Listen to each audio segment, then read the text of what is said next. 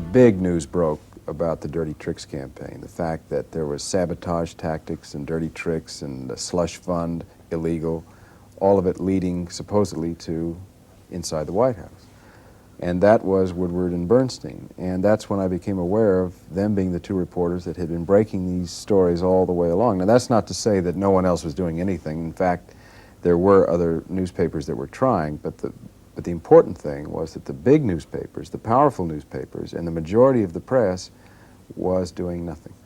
But in fact, you pushed in, didn't you, and went to see them, and then bought the rights before they'd written the book? I went to see them shortly after Nixon was reelected. Yeah. And they were at their lowest. They had bottomed out, and everyone felt that they were wrong. And they were getting castigated pretty well by not only the administration, but the public and so on. So that interested me. That interested me most. And up to that point, I had been mostly interested as a private citizen.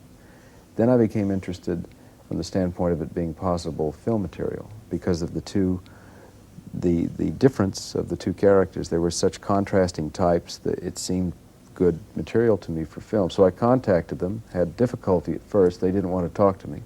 I don't think they believed I was calling.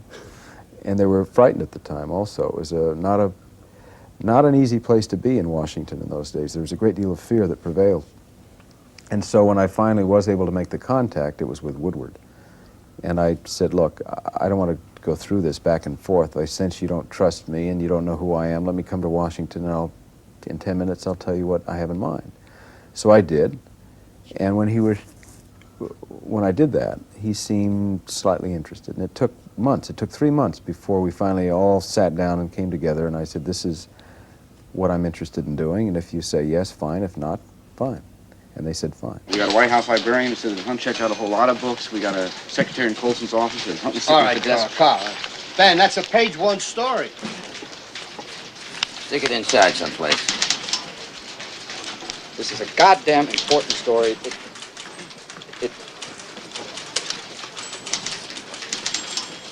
Get some harder information next time. How, when you're playing scenes like that, are you constantly on the phone to Woodward saying, what would you have done now? What did you actually do? Did you challenge Bradley? Or are you saying, no, it works better if we do? What do you do? Is it word for word accurate, or how are you playing there? Well, first of all, there was a script.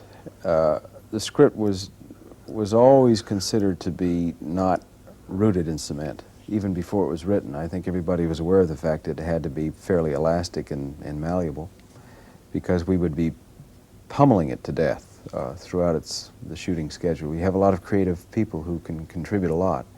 And actors contribute, you know, so much more than anyone dreams, and seldom get credit for it.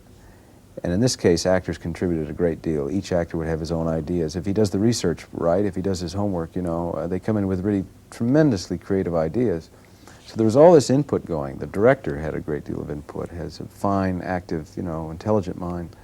But still, it would always end up before a scene of me getting on the phone, calling Washington and saying, now, what can you tell me about this? Do you remember what you said? What did so-and-so say when you're on the phone? Can you just dial the White House directly? Is that possible? Would we be wrong if we did that? And invariably, something would come out of his memory, out of Woodward's memory. We were constantly unlodging facts out of his memory that were much more provocative and dramatic.